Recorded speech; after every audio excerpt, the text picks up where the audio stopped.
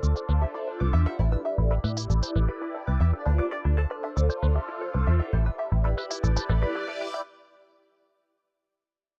everyone, feels so good to be back on this mic. I just took a year off. I had to take a year to woosah, a year to breathe, a year to rebuild, and a year to figure out who I am outside of what everyone else expects me to be. So now I'm back and I'm better. But within this past year, I faced so many challenges. Was that, you don't even see them coming. They just be right there waiting for you. I had so much stress, friendships that failed, friendships that tested me, family triggers, wounds. But you know what? In this year, I also did find my strength.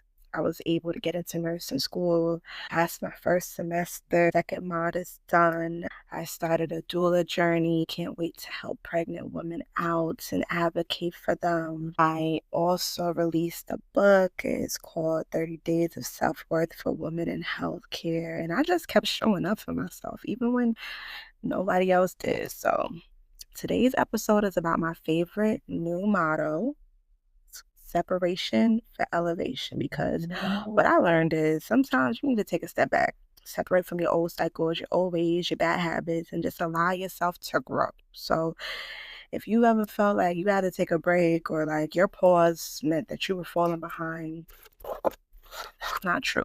Okay? This episode is proof that your pause can actually be your power. Like, what I've realized within this last year as well is that like holding on to something can be like dead weight. It's almost like nowadays you gotta pay for your baggage when you go to the airport, right? Like you carrying all this baggage with you, but you are made to fly. You're made to elevate. You're made to do so much more than all of this baggage that you're carrying. Like for me, I realized I was holding on to a lot of dead weight, like the wrong energy, and like in everything in life, there's seasons for everything. And you can't carry everything with you into your next chapter. So, for me, it was like old relationships, family patterns. My self-doubt was a big one, especially when it came to getting into nursing school. I didn't even think I could actually do it. So self-doubt is a huge one for me. And the more I was like holding on to that self-doubt, the more I was delaying my growth. Like for me to have to do this at this age that I'm at to decide, okay, now it's time for me to go for this. It's time for me to actually do this. It really did require a lot of separation from a lot of things. And a lot of the separation I faced wasn't even something that I actually wanted. It was something that was forced upon me. Like that's what's funny about it, because sometimes like the universe will push you to let go. All of a sudden, doors closing, final exam down there broke my back, fallout happened, and when those things happen, you have a choice. You can keep dragging the weight or you can finally put it down. What I noticed was the second I started to let go, even when it hurt, like it really, really did hurt, that's when elevation started to show up for me. And it's about making room. It's about making room for the things that you actually do want and not the things that you don't want. And that's what I started to notice. Another thing, like as far as what I went through, it was like I had to deactivate social media in order to focus on my studies. I had to do the same thing just recently, just so I could pass my finals. I had to deactivate, I had to get real focused, I had to choose discipline, I had to just get it the way I knew how to get it. And that just means just to stay focused. So separating myself from the noise was a big one. Another one was like letting go of relationships, or you can say situationships that no longer served me. Like, let me be real. One of the hardest things about the separation was like letting go of certain men that were in my life. Not even just the obvious ones, like my exes that were just like treating me like mierda. But even the ones that I thought had potential, because the truth is, like, you can't elevate if you're entertaining energy that doesn't match your growth. You have to be in alignment. It's not even just about relationships, it's also about friendships. Everything in general has to be in alignment. Like, you can't really want more for yourself and accept less. Because the truth is, like, if you're entertaining energy that doesn't match it, then you're gonna stay stagnant. It's almost like quicksand. You went right back to what was ready to pull you down. And I had to learn that the hard way. Some of these relationships and situationships just weren't added to my life. They were actually taking away from my peace. Like, instead of adding to me, it was subtracting from me. And I think that's another thing, paying attention to what is an asset and who is an asset and what is a liability, right? It's not that I don't want love, because I do. I want to be celebrated, supported. I want to be seen. But I realized, like, clinging to people, men that wouldn't give to me, that was actually blocking me from what would give to me. And the minute that I released those people, I realized I had to separate. I noticed how powerful that was. I started to show up better for myself. I started to show myself more love. I started to show myself more self-care. I started to just focus a whole lot more, and then my blessings started flowing in. They always say, like, you let go of the wrong person for you and you'll see how much better your life quality will be. They always say that. Within this past year, I actually realized that too. Like, letting go wasn't even the easiest things I could do. Like, it was a lot that I just didn't want to let go of, but it was definitely necessary. Because when you stop chasing the wrong one, you definitely start to make room for the right one. You know, when you know, like, this is not it. This is not it for me. Like, I'm not happy here. This is not going to do it for me. And you walk away, you end up in a much better place. And sometimes we hold on to things because it feels safe. Like, even if it's heavy, we just continue to hold on to it. And it's not the best. It's not the best for us. Everything happens for a reason, but at the same time, what's meant for you is always going to be meant for you. So self-doubt was a big one that I had to learn how to let go of recently. The most interesting part too for me was, like, when I started to see people just, like, watching and lurking all of a sudden. Like, they don't clap for you in public, but they will definitely scroll on your TikTok. They'll like your videos. They'll watch you all over the internet, and they'll keep tabs on you like it's their homework. I think it's really strange. I used to think it was strange. Like, definitely something that you need to let go of. Even caring what other people think is another one. Like, who cares what people really think, as long as you're doing what you love. But as far as the lurking thing, if you're a lurker, I encourage you to stop and focus on yourself. But yeah, let it go, like Elsa, please. What I used to wonder was, like, why would you watch me if you don't even support me? You don't want nothing good for me. You don't want to see me win. You thought I was going to stay stagnant in the same place forever. But, like, I'm starting to understand it a little bit more now. People are addicted to energy they don't have access to.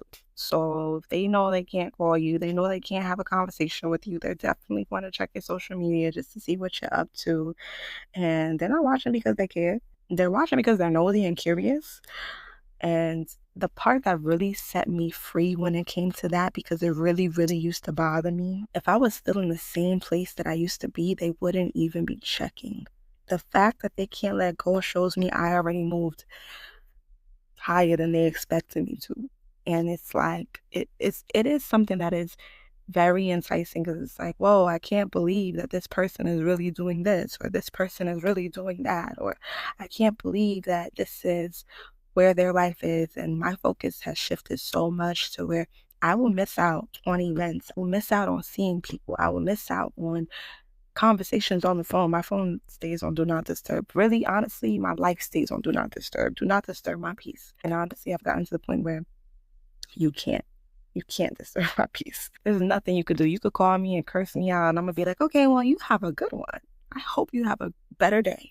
I hope it gets better for you, because I'm so sorry that you thought that you had to pick up your phone to call me and curse me out. Or you even type that paragraph up. I don't know. Maybe you got ChatGPT to do it. I don't know. But the elevating moments for me have been way better. Like, all of the things that I separated myself, the elevating moments, like me passing my finals, passing my classes. I'm so close to graduation.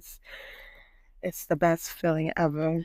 I finally have my doula clients, and I love, love, love, love this industry. It's nothing like it. I reconnected with my passion for creating content. I've come up with YouTube videos, I have TikTok videos, I have a Twitter presence. I was hosting spaces for so long. I'm sorry, y'all. We in New York.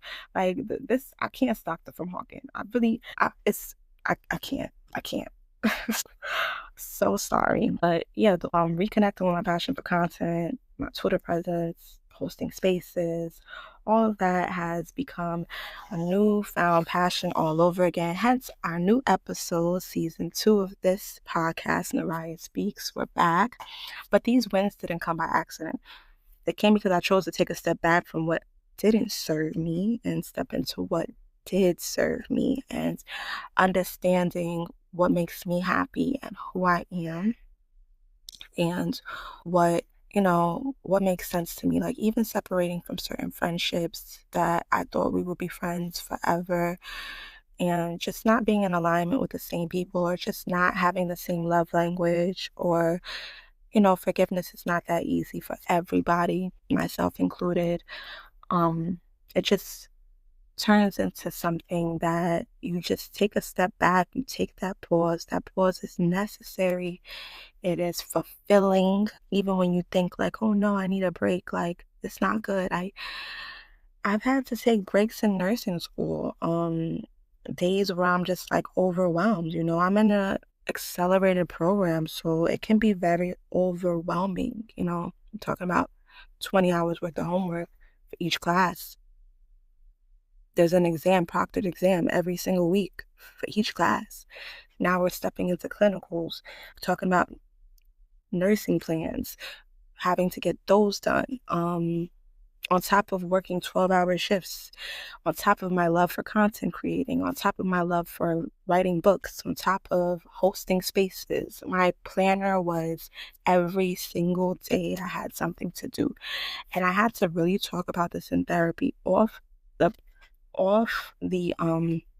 topic, but I had to really talk about this in therapy. And it was more so like they always say like you over exert yourself a lot of the time when you don't want to face yourself. So like taking a moment to just take some days off and just be like, let's take some things off of this planner, let's take some things off of this calendar, let's just not show up for certain things and put our focus exactly where it needs to be, because there is an end goal for me. So making sure that I also check in with myself, taking a pause to just be like, okay, yeah, I love podcasting. I love being on this mic. Let's be very clear. I love being on the mic. But at the same time, it is very, very necessary. Take a step back and remember the mission. Take a step back and remember the goal. Take a pause. This pause is for power. So with that being said, I want you to ask yourself, like, what do you need to separate yourself from in order to elevate? I want you to reflect on your toxic habits. That was another one for me. But yeah, reflect on your toxic habits, what friendships drain you, if you have self-doubt, what your triggers are, if you're always crashing out, as they say, what's making that happen for you. And just, remember, like, your separation might feel lonely. You might feel it at first, but it's not emptiness. It's actually preparation for your next level. You cannot make it to your next chapter when you still have open doors. You have to close those doors. I know they say closure is corny these days, but you don't have to go looking for it for somebody else. You need to find it within yourself. So if there's one thing I want you to take away from today's episode, it's separation is not punishment. I used to think it was. Like, I used to think, like, why? Like, why? I would roll over and die first before I would separate from certain things. But separation isn't punishment. It's actually preparation. The things, the people, even the old versions of ourselves that we've had to let go, old friendships, our exes, family members we've fallen out with, those things were never meant to block us. They were meant to teach us. So yeah, I took a year off podcasting, but I'm back and I'm better because I allowed myself to separate so that I could elevate. That's the motto. And I know the same is possible for you. So all my listeners, here's your reminder. Don't be afraid of the pause. Don't be afraid of the distance, and don't be afraid of the release. Your elevation is waiting on the other side. Thank you so much for tuning in today. If this message spoke to you, share it with someone who you think needs to hear it. And remember, every separation is a step towards your elevation. So until next time, and don't forget to stop rising.